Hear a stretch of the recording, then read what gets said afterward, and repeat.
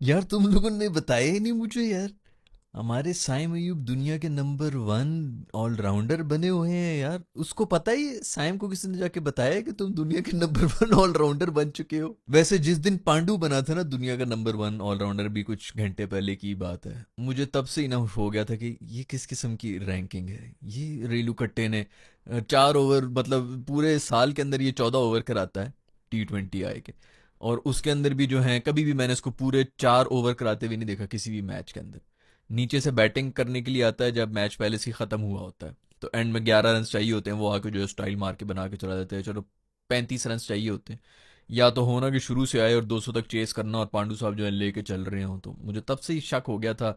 Bowling में वही रेलू कट्टी बॉलिंग, जब देखता है कि थोड़ा बैटिंग वाले जो है वो थोड़े से कमजोर हैं, या पीछे से मैच सब हुआ है कि इस बंदे के इधर बॉल करानी, उस बंदे की उधर बॉल करानी, वहां पर दो 2 ओवर भी नहीं कराता, 9 बॉलें फेंक देता है।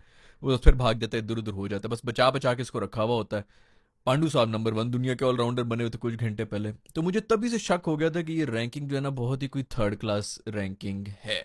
और अब पूरा यकीन हो चुका है, क्योंकि हमारे साइम भाई जो है उनको रिप्लेस करके नंबर 1 बन चुके हैं ऑलराउंडर। वो इंटरनेट पे मीम चल रही ना कि हम तुझे सईद अनवर बनाना चाहते थे, तू सईद अजमल बना बैठा है। ओ भाई खुदा के लिए कुछ रन्स कर ले भाई।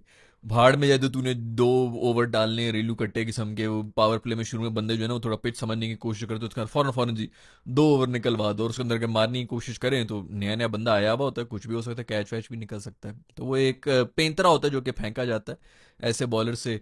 ये पांडु साहब भी वैसे ही बॉलर हैं, और साइम अयूब साहब भी आजकल मेरा ख्याल में नंबर 1। यही सब चीज़ें हो गई हैं। एक बड़े ज़माने से हमारे राशिद खान साहब भी गालिबन ऑलराउंडर की लिस्ट में नंबर 1 रहे हैं। हमने सुना था कि वो स्पिनर हैं, वो भी ऑलराउंडर बने हुए। इसी ऑलराउंडर वाला ना रेलू कट्टा काम ही शुरू हो गया अब। जिसको उधर बॉलिंग में या बैटिंग में नहीं देनी होती कोई रैंकिंग में, तो उसको ऑलराउंडर के उसमें डाल के जो है कुछ ना कुछ बनाया होता है। खैर, मेरा ख्याल में साइम भाई को बहुत बहुत मुबारकबाद हो। पाकिस्तान में जो भी रैंकिंग में नंबर 1 के ऊपर गया या कप्तान बना है, तो उसके बाद उसको टीम से निकाल दिया गया है। अब मैं बहुत खुश हूंगा अगर इसके ऑलराउंडर नंबर 1 बनने के बाद इसको टीम से बाहर निकाला जाए, क्योंकि बहुत तेरी मस्ती हो गई दोस्त, बड़े तूने मजे कर लिए। खैर भाई, मुझे पूरी यकीन है कि इसको भी पता ही है कि वर्ल्ड नंबर 1 अगर बन जाओ तो अब नजरों में आ रहे हैं, फिर लोग जो है वो बातें करना शुरू होते हैं कि इसको क्यों टीम में रखा है। बाबर नंबर 1 बना, रिजवान नंबर 1 बना, ये सारे जो भी नंबर 1 बनता है उसको फौरन उठा के हम बाहर कर दें। कप्तान बनता है उसको फौरन बाहर कर देते हैं। बाबर कप्तान बना, टीम से बाहर चला गया। रिजवान कप्तान बना, टीम से ही बाहर चला गया। तो ये साइम जो है ना, एक तो ये नंबर 1 बन गया पहले, तो ये मुझे पूरी यकीन है, उसको खुद तो यकीन आया कि नहीं है। वो था ना वो मीम, मेरी सिलेक्शन होगी, मुझे यकीन ही नहीं आ रहा कि मेरी सिलेक्शन हो गई है।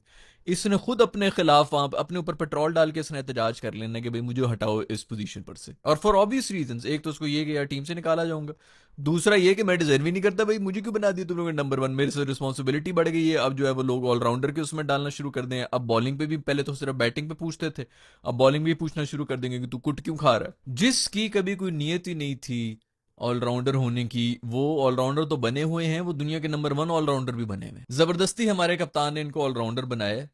इससे ज्यादा बेहतर होता कि कप्तान साहब अपने ऊपर जो है, अगर अगर कोई और कप्तान होता ना, उसने साइम को कहना था बेटा तू मुझे पहले 30 रन बना के दे 12 बॉलों के ऊपर, मुझे तेरी बॉलिंग नहीं चाहिए, इसके अलावा तेरे दिमाग में कुछ चलना ही चाहिए। तू सुबह उठे, जागे, सोए, जो भी है, तुझे सिर्फ ये पता होना चाहिए कि पेस वाली बॉल को मैंने सर्कल से बाहर किस तरह ठप्पा देना है, नो लुक शॉट। तुझे बस सिर्फ तेरे दिमाग उसी पे चलना चाहिए, और किसी चीज के ऊपर तुझे ध्यान देना ही नहीं चाहिए। तुझे रखा ही इसलिए कि जी ओपनिंग ओपनिंग ओपनिंग में हमें फुल टाइम ओपनर चाहिए। बड़े अरसे बाद जी जनरेशनल टैलेंट हमें आया था, मिला था, उसको इन्होंने बॉलिंग के उसके अंदर फंसा दी। भी बॉलिंग कोई आसान काम थोड़ी है, जिसकी वैसी जो है बॉलिंग मतलब प्रायोरिटी ना हो उसके लिए तो वैसी जो है वो नया, वो उन ख्यालों में डबल माइंडेड ही होता है। वो जब बैटिंग भी कर रहा होता तो वो बॉलर ज़्यादा समझने की कोशिश कर रहा होता है कि बॉलर ने किधर बॉल डाली है, मुझे मसला हुआ है। तो वो दिमाग उसका बट गए, उसकी वही फोकस रखते आगे। तुम लोगों ने सारे जो ऑलराउंडर भरे हुए हैं, जो शुरू में जो बैटर्स के नाम के ऊपर कुछ आए हुए हैं, वो भी ऑलराउंडर बना दिए हैं। ये अगर मैं कप्तान होता ना, तो मैंने इसको कहना था कि बेटा तू सवाए बैटिंग के, अगर तुझे मैंने कभी गलती से देख भी लिया ना, मैंने तुझे अगर वीडियो गेम भी खेलते हुए देख लिया बैटिंग के अलावा, अगर खेलनी भी है तो बैटिंग वाली वीडियो गेम खेल, बैटिंग ले, उसके अंदर भी तूने गलती से बॉलिंग नहीं करानी। इतनी मैंने सख्ती करनी थी इस बंदे के ऊपर कि तुझे बैट के अलावा कुछ नजर ही नहीं आना चाहिए क्रिकेट के अंदर।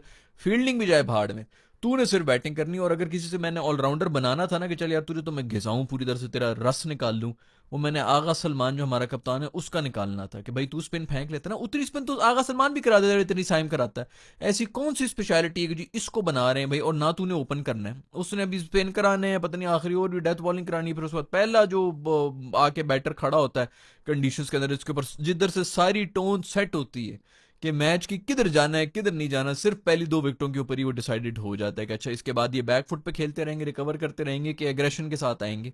वो बंदे को तुम लोगों ने बॉलिंग के ऊपर लगा दी है। और जो आगा सलमान साहब हैं जो 5वें 6ठे नंबर पे आते हैं, जहां तक वैसी टोन सेट हुई होती है मैच की, कभी ऐसा तो होता नहीं है कि जी हमने बिल्कुल नीचे पहले जो है गंद किए हो तो आगा सलमान अकेले जो है वो लेके चले गए, उन्होंने जिता दिया। टेस्ट वगैरह में इस बेचारे ने किए भी हैं जिनका वो था प्लेयर्स, उसको T20 के अंदर घुसा दिए, वहां पर वो कंफ्यूज होना शुरू हो गया भाई। वो खैर फिर पीछे आता है, उससे पहले कोई बैटर शैटर होते हैं।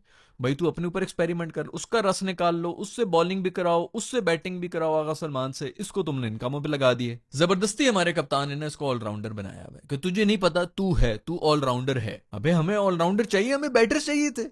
छक्के खाने हमारे बाकी बॉलर्स कब छक्के खा रहे हैं कि हमने एक और बैटर को भी जो है कॉन्फिडेंस को उसके डाल दिया। अभी ये देखो किसी तरह अगर सिर्फ 35 रन भी बनाए हो, 35 रन पहले तो पाकिस्तान में कुछ समझता ही नहीं है क्योंकि हम तो पुराने बैठे हुए, हमने तो ODI और उनके माइलस्टोन 50 मारी है नहीं मारी और फिर दफा हो जाए, 100 मारी है कि नहीं, हमें तो ये समझ आता है T20 के अंदर खत्म हो गया। स्ट्राइक रेट की आधी कौम को पता ही नहीं है कि क्या इम्पैक्ट है उस वक्त किस किस्म की जो है वो T20 हो रही है। बस अब सबको वो चूरन बिक रहा है कि जी इंटेंट इंटेंट, किसी को कुछ पता ही नहीं है कि इसका असल मतलब क्या है।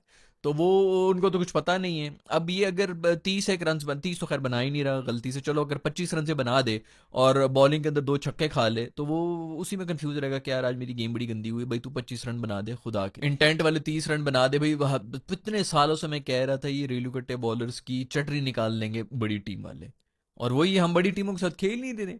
अभी जो है ये पूरा जो सीरीज इसके अंदर सारी टीमें हमारी तरह की थी, एक इंडिया नहीं थी, बाकी आगे जो है सारी टीमें हमारी तरह ही हैं। ऑस्ट्रेलिया नहीं है, इंग्लैंड कभी कभी एक नए रूप के साथ आ जाती है, न्यूजीलैंड ये है कि मतलब है हमसे बेहतर ही है लेकिन फिर भी कम से कम हम उनसे डरते नहीं हैं।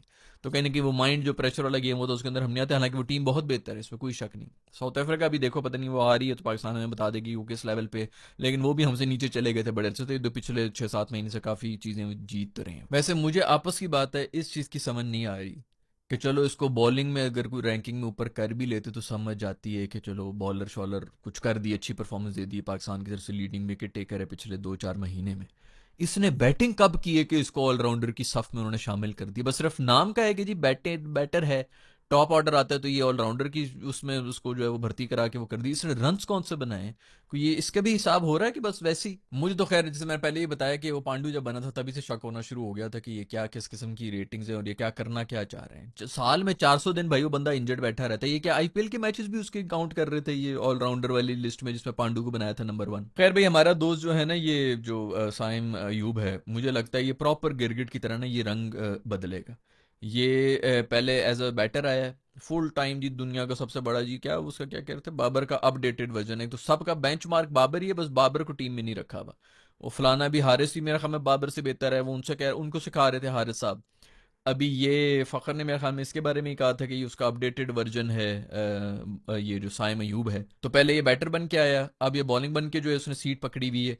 अभी अगर बॉलिंग में छक्के खाना शुरू हो जाएगा तो ये जॉन्टी रोड्स बन जाएगा, मुझसे लिखवा लो। ऐसे छलांगे मार मार के दांतों से बॉल पकड़ के आउट कर देगा, इतना मशहूर फील्डर बनेगा मेरा दोस्त साइम अयूब। खैर ये जो ऑलराउंडर्स की लिस्ट है इसके अंदर जो टॉप 10 बंदे मेरे ख्याल में इसमें से हमारे 11 के 11 इस टॉप 10 में होने चाहिए, क्योंकि हमारे तो सारे ऑलराउंडर हैं। कोई किसी दिन बैटर है, कोई किसी दिन बॉलर है, जिस दिन जिसका दाल लग गया बस वो लग गया। कोई कोई बुरा नहीं खेल रहा क्योंकि उसने किसी न किसी डिपार्टमेंट में जरूर कुछ किया होता है, और कुछ नहीं तो मेरे ख्याल में फिजिशियन भी बने हुए होंगे, ये मालशे भी अच्छी कर रहे होंगे, कोई एक इनमें मालशिया भी होगा। खैर भाई वो टेस्ट टीम भी हमारी अनाउंस हुई हुई है, लोग कह रहे हैं बहुत नाराज हो रहे हैं भाई आपने बात नहीं की टेस्ट टीम के बारे में, कर लेता हूँ भाई उसके बारे में बात कर लेता हूँ। आ गए हैं वापस, शाहीन को क्यों डाल दिया भाई तुम लोगों ने रेड बॉल के अंदर? मर मर के उस बंदे का कहीं को थोड़ा बहुत रिदम वापस आया था, 145 से ऊपर वो बॉलिंग करा रहा था अभी आखिरी मैच के अंदर, मैं इतना खुश हुआ। मैंने कहा चलो शुक्र है जो भी है भाई, और कुछ नहीं, एक पॉजिटिव यही इस टूर्नामेंट से आ रहे कि कम से कम शाहीन का रिदम वापस आ गया। चीख चीख के मैं मर गया हूँ, पिछले 2 महीने से लगा हूँ अफगानिस्तान वो जो UAE के साथ मैचेस इनके हो रहे थे पहले सीरीज से, तब से मैं सिर्फ यही चीख रहा हूँ शाहीन वापस आ गया, शाहीन वापस आ गया, शाहीन का रिदम आ रहा है, आ रहा है, आ रहा है। और वो आप लोगों ने देख लिया एशिया कप के अंदर भी उसका काफ़ी हद तक जो है, मतलब इसी तरह होता है। ज़रूरी तो नहीं कि हर मैच के अंदर आपने मैन ऑफ द मैच बनना है, लेकिन एक टैग का है, ठीक है, आपने बनाया है। लोग अभी डरना शुरू हो गए हैं उससे दोबारा कि यार ये कर सकता है, आउट कर सकता है और मैच भी चेंज कर सकता है। कोई थोड़ी वेरिएशन ला रहा है, बड़ा कुछ कर रहा है, चेंज ऑफ पेस मार रहा है, आगे पीछे हर जगह बॉलिंग करा रहा है, उसको आपने फिर सब रेड बॉल में डाल दी हुई पाकिस्तान के अंदर टेस्ट मैचेस के अंदर। खत्म करेंगे यार, उसको भी साइड पे कर देंगे। और वो हसन अली जो है, उसकी वैसी उम्र हुई हुई है, उसका भी इसी बात पे चीख रहा था मैं पीएसएल के अंदर, के रिदम आ गया, रिदम आ गया। उसके बाद भी जो उसने दो चार सीरीज वगैरह खेली, उन सब के अंदर मैं ये चीख रहा था, बॉलर का रिदम नजर आ रहा है, बॉलर का रिदम नजर आ रहा है। जिनके रिदम आए हुए थे उनको अब रेड बॉल में रखे हुए। रूफी को डालो भाई रेड बॉल के अंदर, के खेलना है तो खेलो, नहीं तो बाहर निकलो, को बहाना भी आपको मिल जाए। दूसरा वो नसीम जो है, उसका रिदम बिल्कुल आउट था, इनको डालो भाई रेड बॉल के अंदर और डाल ली जाओगी जी, कराते जाओ, 25-25 ओवर कराओ दिन के।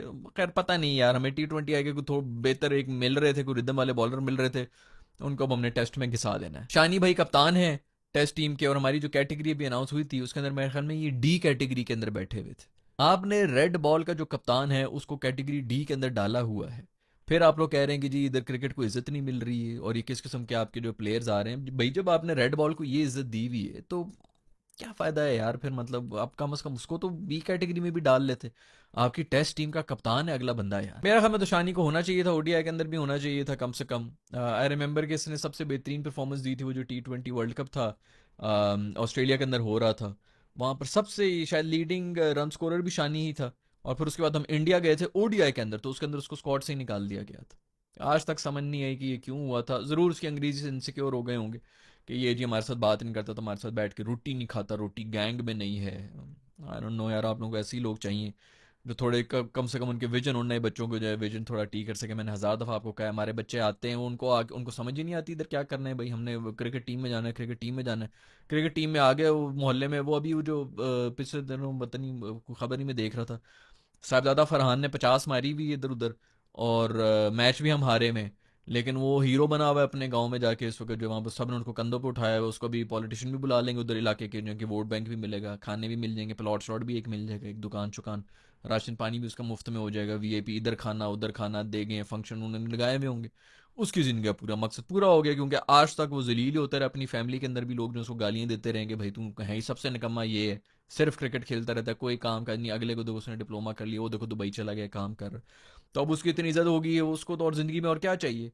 और दूसरा जो इनका ये है, तिलक वर्मा है या पता नहीं अभिषेक शर्मा है, मैं खैर वो बताऊंगा उसके बाद अलग से पूरी वीडियो बना देंगे। वो जाके अभी इंडिया ए टीम जो है उसके अंदर खेल रहे हैं। वो लोग क्या से क्या कर रहे हैं, उनके क्या स्टैंडर्ड बने हुए हैं।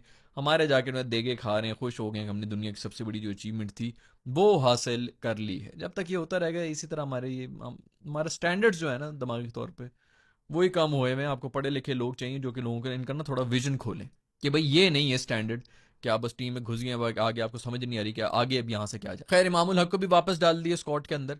यार ये सारे जो आपके यारी दोस्ती गैंग के मेंबर्स थे ना, वो सब वापस आ गए। बस बाबर को गालियां देते थे हम कि यारी दोस्ती खिला रहा है, अब यार सारे आ चुके हैं, बाबर ही नहीं है। अब पता नहीं किसको गाली देनी है, ये यार किसकी बेस के ऊपर आए हैं। मैं उस वक्त भी शायद यही बता रहा था आप लोगों को, पिछले वीडियो में भी कुछ ही बोल रहा था कि यही है आपका टैलेंट ही यही है। आप इन डोमेस्टिक में देखें, ये आपके जो 400 रन मारेंगे, इमाम ने भी ये पता नहीं 300 रन खेल रहा था, क्या लोग पागल हुए हुए थे। आपका टैलेंट ही यही है, टॉप का टैलेंट ही है। जब आता है वो इंटरनेशनल लेवल पे आके, तो आपको भी जब मैं थोड़ी देर पहले ही मैंने बताया, इनका स्टैंडर्ड ही ये है, इससे ऊपर ही सोच ही नहीं सकते। तो वहाँ पर जाके जो है आपको माइंड सेट की गेम है जो कि चेंज करना पड़ेगा। उसके लिए आपको पढ़े लिखे लोग चाहिए शायद, जो ऐसे लीडर्स हों जो कि इनके अंदर ये चीज़ डालने के बेटा ये टीम के अंदर आना कोई बड़ी बात नहीं है। अब तुमने दुनिया को जो है मतलब दुनिया के अंदर अपना लोहा मनवाना है, पाकिस्तान के या अपने ख़ानदान के अंदर आपने कोई लोहा नहीं मनवाना। खैर होम सीरीज़ है दोस्तों, साउथ अफ्रीका के साथ है, वैसे तो जीतनी चाहिए, लेकिन हम अगर याद हो तो हम अभी वेस्ट इंडीज़ आया हुआ था हमारा, हम उनसे भी नहीं जीत सके थे। और वेस्ट इंडीज़ को प्लेट में रख के जो है इस वक्त चूस रहे हैं इंडिया वाले। मैं तो देख रहा हूँ, मतलब देखने के दिल नहीं कर रहा है यार, इतने गंदा क्रिकेट हो रहा है कि वो पता नहीं पहले उसके अंदर कोई 150 के ऊपर ऑल आउट हुए हुए थे, दूसरे के अंदर कोई 60 के ऊपर 5-6 आउट हुए थे। बंदा क्या देखे यार। आई एम श्योर कि इंडियंस भी नहीं देख रहे होंगे कि भाई इसको क्या देखना है, तो उसको क्या इतना वन साइडेड क्रिकेट हो रहा है।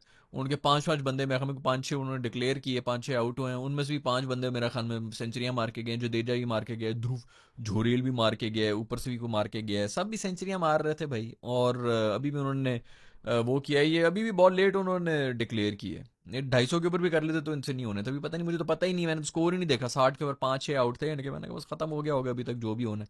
खैर ये वही वेस्ट इंडीज़ है जो अभी नेपाल से भी हारी है कुछ अर्सा पहले ही, कुछ 1-2 हफ्ते पहले। वेल डन नेपाल, बड़ी बात है यार, नेपाल ने जो है उनको हराया है। और हम इनसे जो है वो स्ट्रगल करके आए हैं। इनके होम के ऊपर हम मेरा ख्याल में बराबर करके आए थे, T20 आए हम जीते थे, और ODI सीरीज़ हम शायद हारे थे इनसे जहाँ तक मुझे याद पड़ रहा है। और जो टेस्ट मैच था वो बराबर किया था, हमारा होम पे था।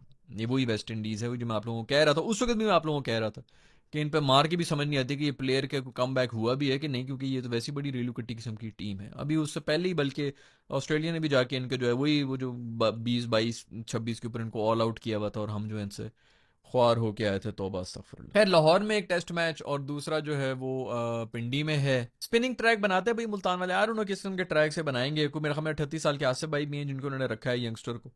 तो ठीक है, उनको चांस दें। रेड बॉल्स मैं तो कहता हूँ इन्हीं से करवाएं। आपने बना देने स्पिनिंग ट्रैक्स, तो उसके अंदर जो फास्ट बॉलर्स के अपने मत वजानी है, जो भी मैं कह भी रहा था कि यार शाहीन के और उसको जो है इस तरह ज़ाया मत करो। हसन अली को जो है उन बेचारों को बस घुसाट रहे हो। अब वो फिटनेस उनकी आई है, मैच फिटनेस आई है, रिदम आया, तो अब हम उनको टेस्ट मैचेस में लगा के जो है वहाँ पर ही रगड़ देंगे। अगर खिलाना है तो फिर शायद एक मैच खिला दो, दूसरा ना खिलाना भाई। दुनिया के सबसे best coach mister Azhar Mahmood mine mine जो है वो कोच होंगे। बहुत बड़े कोच हैं, पूरी दुनिया जो उनके लिए लड़ रही है कि हमें मूदा ही चाहिए। चाहिए तो मूदा ही चाहिए, जो भी 2 साल पहले कह रहा था कि हमारे पास कोई स्पिनर नहीं है।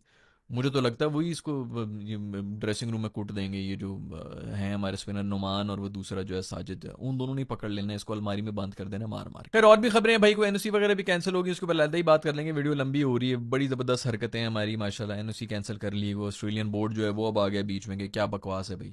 थोड़ा बहुत उनको एक्सपोजर मिलना था बाहर जाके खेलने का, ऑस्ट्रेलिया में जाके उनके साथ बैठ के शायद थोड़ी सी शर्म आ रही थी कि अच्छा ओ मॉडर्न डे क्रिकेट इस तरह चल रही होती है। ये माइंडसेट है, क्योंकि ग्राउंड के बीच में तो उनको माइंडसेट नहीं समझ आता ना, उधर तो पैनिक किया बहुत है। उनके साथ ड्रेसिंग रूम करेंगे, उनकी मीटिंग से बैठेंगे तो उनको पता चलेगा ओ अच्छा ये।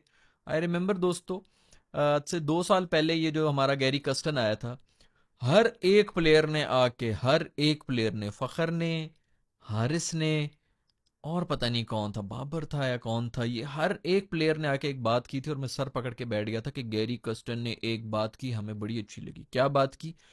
कि जो आपकी शर्ट के आगे लिखा हुआ है ना उसके लिए खेलना है, पीछे जो लिखा हुआ है उसके लिए नहीं खेलना। मतलब अपने लिए नहीं खेलना, टीम के लिए खेलना है। ये हमारे नेशनल टीम में जाने के बाद 10 साल से बैठे हैं फ़खर भाई, उनको अब ये बात समझ आई है, और वो इतने इंप्रेस भी हुए कि बड़ी ज़बरदस्त बात कर दी है तूने कि पाकिस्तान के लिए खेलना है। ये हमारी हालत है, हमारी जो माइंडसेट है ये है, ये हमारे एम्स हैं। तो वो एक गोरे ने शायद ऑस्ट्रेलिया में जाएंगे तो उनको समझ आएगा कि टीम के लिए तो खेलना है, पर टीम के लिए क्या कुछ करना पड़ता है और किस तरह खेलना पड़ता है। शायद इनको ऑस्ट्रेलिया में जाके समझ आती है। खैर, उसके ऊपर लगा कोई वीडियो बना देंगे। ये वीडियो थोड़ी लंबी हो रही है। अगर आप लोगों के पास भी कोई कमेंट्स हैं, कोई खबरें हैं कि क्या करना चाहिए क्या नहीं करना चाहिए, टेस्ट मैच के बारे में कोई प्रिडिक्शंस हैं, तो नीचे लिख दो। प्लेइंग 11 क्या होनी चाहिए टेस्ट में, उनके भी नीचे कमेंट्स में लिख के मुझे बता दो। I will see you in the next video. Bye.